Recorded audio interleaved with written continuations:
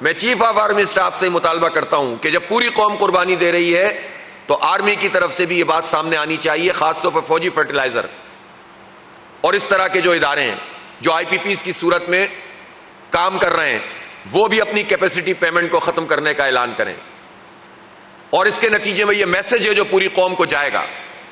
ورنہ صرف یک طرفہ طور پر صرف قوم قربانی دے، نہ فوج قربانی دے، نہ بیوروکریٹ قربانی دے، نہ حکمران طبقہ قربانی دے، نہ جاگیردار قربانی دے، نہ سرمایہ دار قربانی دے، تو بھائی یہ ساری قربانی عام لوگوں سے لیتے ہو۔ اس لیے اس میں پیش رفت ہونی چاہیے، اور حکومت اور اسی طرح سے حکومت میں شامل جو ادارے ہیں ان کی بھی اگر آئی پی پیز ہیں تو وہ بھی ری نیگوشیٹ کریں، اور فوری طور پر اس کا فائدہ پاکستان کی قوم کو ہونا چاہیے۔ اسی طرح سے میں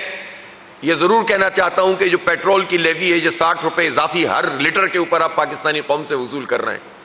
اس کو واپس ملنا چاہیے، لینا چاہیے اس لیوی کو، یہ ناجائز ہے، ظالمانہ ہے۔ اور بجلی کے بلوں میں جو آڑے ٹیڑے انہوں نے ٹیکس لگائے ہوئے ہیں جس کی کوئی لاجک بھی نہیں ہوتی، further tax, other tax, fix tax, فلاں ٹیکس، ٹی وی ٹیکس، اور کراچی میں تو ہمارے جو میئر ہیں انہوں نے میونسپلٹی کا بھی ٹیکس ڈال دیا ہے، تو اس کو ختم کیا جائے۔ اور یہ فکس ٹیکس کیا بلا ہے؟ یہ جو 1000 روپے بجلی کے بلوں میں لگا کر دیا جا رہا ہے، گیس کے بلوں میں بھی اور بجلی کے بلوں میں بھی، یہ بھی قابل قبول نہیں ہے۔ لہذا گورنمنٹ ان تمام چیزوں پر واضح طور پر اس کا اعلان کرے، اور پرائم منسٹر صاحب آج اپنے جو پریس کانفرنس میں قوم کا خاصا انہوں نے درد محسوس کیا، بظاہر ایسا لگ رہا تھا، تو اس درد کا اظہار ہونا چاہیے عمل سے، صرف زبان سے نہیں ہونا چاہیے۔ 5 آئی پی پیز آٹے میں نمک کی طرح ہیں، لیکن بہرحال ہم اس کا ویلکم کرتے ہیں، خوشائند قرار دیتے ہیں، لیکن وہ فوری طور پر وہ سارے کام کریں کہ جس سے، خاص طور پر ایک اور بات میں کہنا چاہتا ہوں، ان 5 آئی پی پیز میں ایک ہب کو پاور پلانٹ بھی ہے جس کا معاہدہ منسوخ ہوا ہے، لیکن اب اس کے اگر بورڈ آف ڈائریکٹر کی کوئی نئی میٹنگ ہو رہی ہے اور اس میں کوئی ایسی نیگوشیشن ہو رہی ہے کہ جس میں مزید اس کو کوئی فائدہ پہنچانے والی بات ہے، تو اس کو بھی دیکھنا چاہیے۔ یہ نہیں ہے کہ ایک طرف سے لو اور دوسری طرف سے دے دو۔ ویسے بھی 2027 تک ان کا معاہدہ ویسے ہی ختم ہونا تھا، تو کوئی بہت بڑا کام نہیں ہوا ہے۔ یہ نہ ہو کہ پھر مزید ایسی اس طرح کی پارٹیوں کو مسلط کیا جائے، تو کوئی بھی نیا فیصلہ کرنے سے پہلے قوم کے سامنے چیز آنی چاہیے، ورنہ پھر یہ ایک دوسرے کو نوازنے کا عمل ہے۔ پھر ایک سوال یہ بھی پیدا ہوتا ہے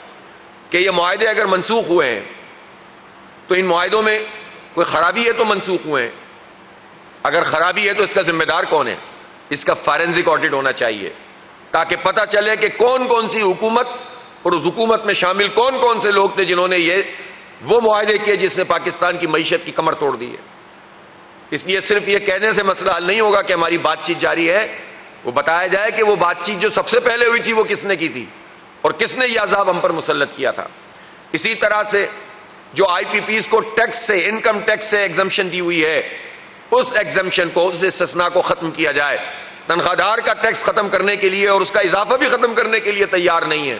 اور بڑے بڑے مگرمچھوں کے انکم ٹیکس معاف کیے ہوئے ہیں، یہ تو کسی صورت میں بھی قابل قبول نہیں ہو سکتا۔ یہ ہزاروں ارب روپے ہیں جو پاکستانی قوم ان کو ادا کر رہی ہے، جو ٹیکس بھی ادا نہیں کر رہے ہیں۔